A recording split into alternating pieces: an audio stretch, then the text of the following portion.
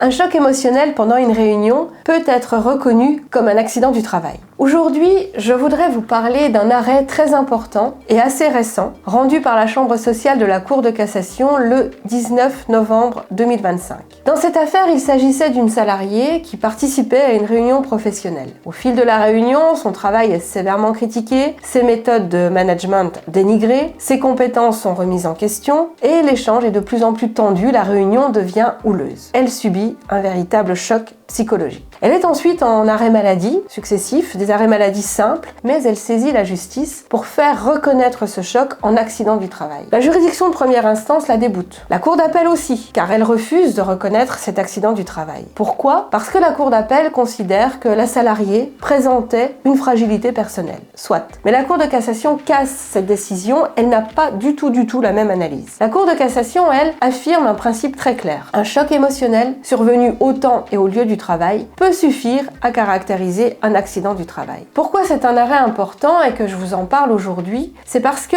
la jurisprudence antérieure était beaucoup plus restrictive. Si cela fait longtemps que les faits qui surviennent sur le lieu du travail et pendant le temps de travail bénéficient d'une présomption d'accident du travail, il s'agissait surtout d'accidents physiques et non psychiques. Les atteintes psychologiques seules étaient très difficiles à faire admettre en tant qu'accident du travail. Ce que change cet arrêt aujourd'hui, c'est que on constate que la logique évolue profondément. Ce qui compte, ce n'est plus la gravité objective de l'événement, mais c'est son impact sur le salarié. Une réunion tendue, un échange verbal, une remise en cause peuvent suffire, s'ils provoquent un choc, à caractériser un accident du travail. Et la Cour de cassation n'hésite pas à écarter une éventuelle prétendue fragilité du salarié, peu importe. Cela signifie concrètement que la santé mentale est désormais pleinement protégée en droit du travail. Mais attention, toute la difficulté reste de qualifier juridiquement la situation et de constituer solidement le dossier. C'est souvent là où tout va se jouer. Il est donc important d'avoir l'analyse et les conseils d'un spécialiste, en l'occurrence une psychologue du travail. C'est donc en synergie avec une psychologue du travail expérimentée que j'aborderai cette thématique prochainement. Je vous donne donc d'ores et déjà rendez-vous pour